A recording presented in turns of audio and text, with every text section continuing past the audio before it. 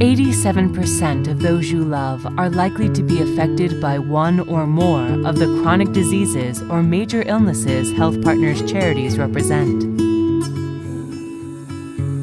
Health Partners' 16 leading health charities are transforming the health of Canadians across the country, providing living proof that funding critical research, support programs, education, and prevention works.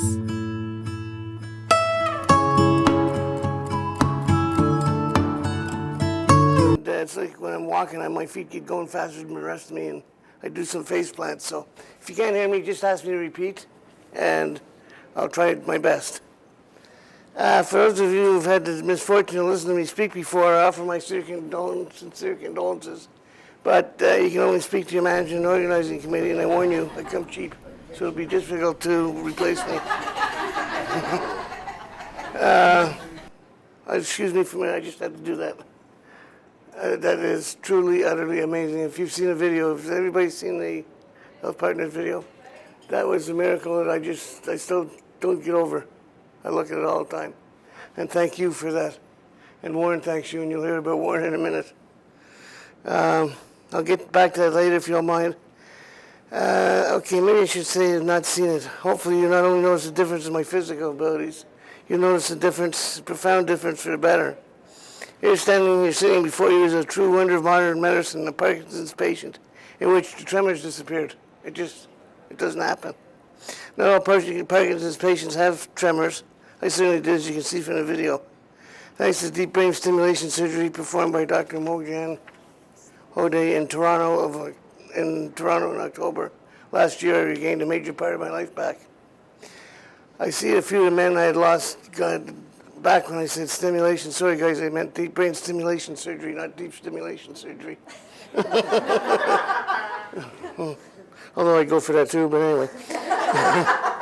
What exactly is deep brain stimulation surgery? Funny you should ask, but don't feel bad. Most of my doctors and other medical personnel I deal with don't know. It's been around for a long time. I'd like to briefly explain the surgery. They warned me it would not be fair to say they didn't warn me of the frame they had to install for the surgery. But who can fully understand what they mean when they say they will first have to bolt your head into a stereotatic frame in order to keep your head still? I've got a picture of it here. That's Warren.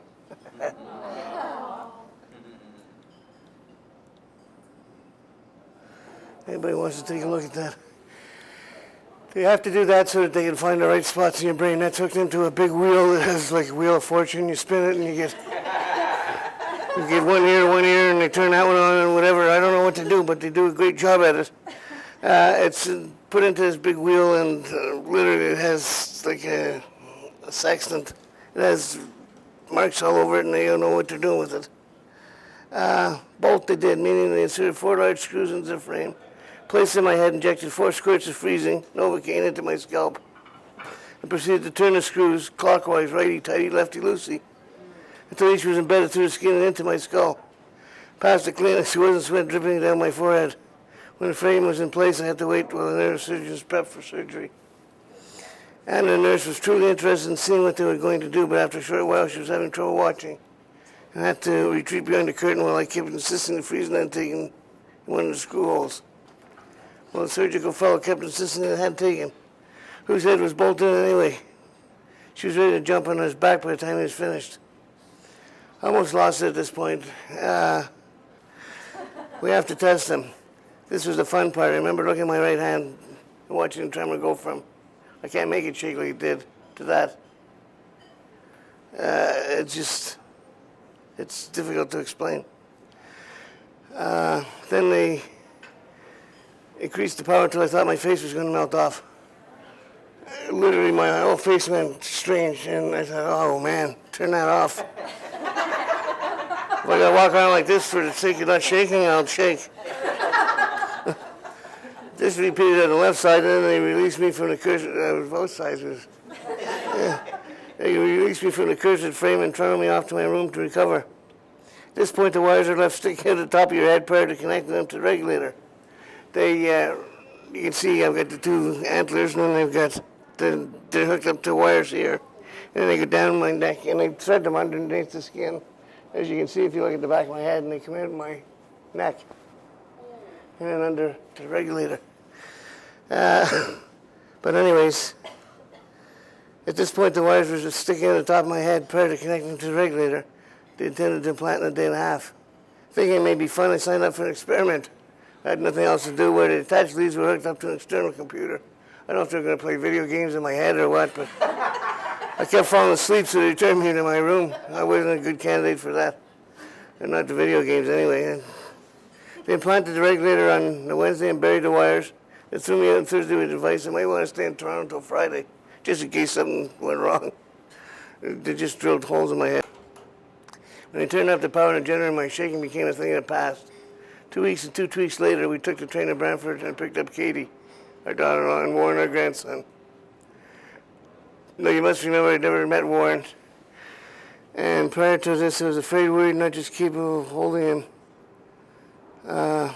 Since day one of my diagnosis, when all I knew about Parkinson's was the shaking, I had the fear and spoken of what that time, when the time came, I've been able to hold my own grandchild. I really didn't appreciate what a gift I'd been given until I held Warren at our house back in Ottawa. They told me to hold him for the Ottawa Citizen photographer. This was the result. It's the Citizen article. It's certainly been one. My wife Ann and I, of course, Warren, would like to expressly and formally thank each and every one of you for giving me back such a huge part of my life.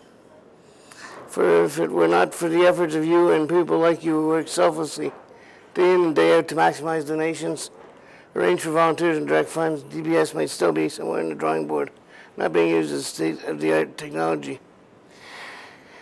DBS surgery was in its infancy in the 1980s, being tentatively tested on Parkinson's patients. Michael J. Fox has had it done, and at the time they could only do one side, they couldn't do both sides, and it wasn't anywhere near what it is today, so he shows results of what it used to be. I showed it good results.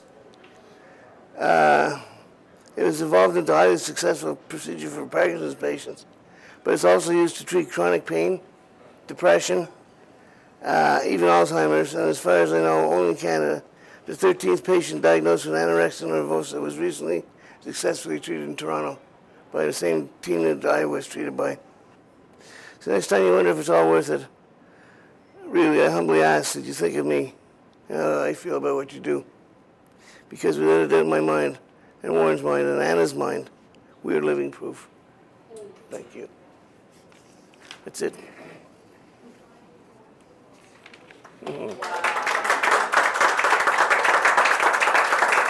I can clap too.